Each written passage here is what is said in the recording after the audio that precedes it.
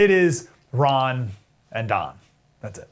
Tim Scott and the rest, they're running for vice president and cabinet positions and stuff like that. So the big question is, this is it, this is the question. Can Ron DeSantis be different than the 16 other Republicans who Trump humiliated in the 2016 primaries? Is it possible? 2016 was a huge field of otherwise very successful Republicans. Scott Walker was the governor of Wisconsin. Rick Perry, governor of Texas. Bobby Jindal, governor of Louisiana. George Pataki, governor of New York. Chris Christie, governor of New Jersey. Huckabee, governor of Arkansas. Kasich, governor of Ohio. The top Republican governors of the top states. Throw in Rubio, Cruz, Lindsey Graham, Rick Santorum, Rand Paul, all top senators. And Trump just crushed them all. It wasn't even close. And then, of course, may we never forget, rest his soul, Jeb Bush.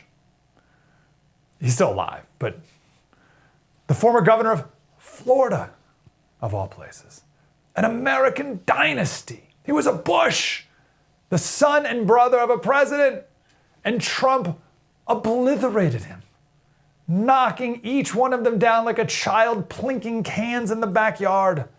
16 Davids took their shot at Goliath, and now not one even made a dent. Can Ron DeSantis? I hope we never forget that Jeb Bush was the runaway favorite in 2016. Wasn't even close. Jeb Bush. And then Trump not only beat Jeb, he crushed the legacy of the Bush name forever. He salted the earth of Bushes. There's a Bush in Texas who lost some election, local election. He's just that's the power of Donald Trump when it comes to these campaigns. So does Ron DeSantis have a chance, or is he walking into a buzzsaw? Is he walking into a buzzsaw, or is he the David with the single stone that can take down Trump Daddy? I don't know. We'll see. It'll be fun. So a couple of things to chat about before we talk to a spokesperson for each of the campaigns. And I'm going to talk to each spokesperson as if I'm a major supporter of the other person, because that's the only interesting way to do it. So first, DeSantis' announcement on Twitter. I thought that was really smart, but man, that was terrible execution. Good idea, bad execution. I don't care about the glitches in the beginning. It was audio only and with a bad microphone. He was on speakerphone, but it was also stiff. It was stiff. He just read a 7-minute op-ed about him to us. It was very underwhelming. And I was rooting for him. I wanted it to be big and grand and casual. I wanted it to be a win, and it wasn't. Good idea, but didn't work. The reason it's a good idea is I don't want anyone on the left to have any role in the process of nominating the Republican nominee at all. I want to cut out cable news completely. Why would the Republican nominee process go through CNN at all? It's insane to do that. It's insane to let these people have any role at all. It's like letting China pick our US Olympic team. Or it's like letting the Celtics pick the starting lineup for the Heat. What are we doing? Why would you do that? And the fact that the Republicans have allowed this to go on for so long, maybe part of it's technology. There was no other way to reach that many people, but that's not the case anymore. We don't need cable news to pick our nominee. Just a little reminder of how much of a hacks the media is. If Trump was a Democrat, the left would be slobbering all over him. How do I know? Because they always did. Here's Trump on The View back in the day before he was Hitler. How did it feel like when they really attack you and they do a hair job? Really your daughter was in the hair I'm used to. Excuse me, you attack my hair all the time. I got used to you were worse than they were. I stopped. No, you were worse than they were. Do you mind when people attack your hair? No. Is there any, and you know what, Barbara? You know what? Look, it's real. It's really mine. You know, it's like baby. We've gone through a few things together over the years. She is very sexy, I want to tell you. He knows how to get to me. Could you imagine that today?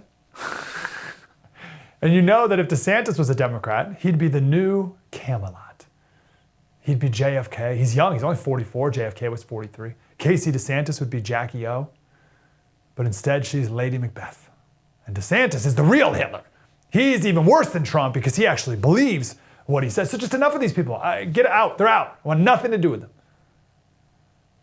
Here's my assessment of the lay of the land before we get to these spokespeople. And certainly we'll talk to the candidates as we get closer to. I think of it like a bell curve. I think the support of Trump and DeSantis is a bell curve. Do we have a picture of a bell curve so we can jog our memory here of a bell? There you go. On one extreme, we'll say on the left of that, are people who hate Trump and love Ron DeSantis. And on the other side of the graph, we have people who love Trump and hate Ron DeSantis. I think that's a small percentage of people.